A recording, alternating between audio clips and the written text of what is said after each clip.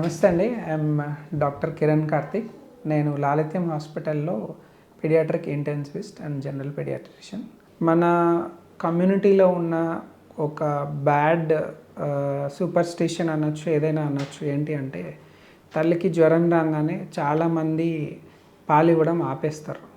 ఇది ముందు జనరేషన్స్ వాళ్ళు కూడా ఇదే సజెస్ట్ చేస్తారు.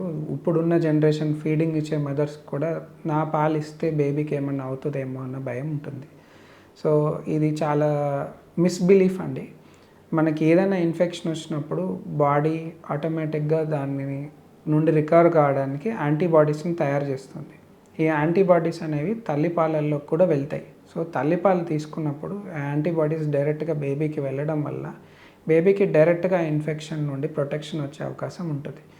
దాంతోపాటు ఈ ప్రాబ్లం వచ్చినప్పుడు మదర్కి ఫీడింగ్ ఆపడం వల్ల ఆల్రెడీ మిల్క్ ఏదైతే ప్రొడ్యూస్ అవుతుందో బేబీ లేకపోవడం వల్ల మిల్క్ ప్రొడక్షన్ తగ్గిపోతుంది. దాంతోపాటు ఈ తల్లిపాలు ఇవ్వకపోవడం వల్ల బాటిల్ పాలకి అలవాటు పడతారు. తర్వాత బాటిల్ పాల నుండి తల్లిపాలకి వెళ్ళడానికి కూడా కొంచెం కన్ఫ్యూజన్ ఉంటుంది బేబీలకి.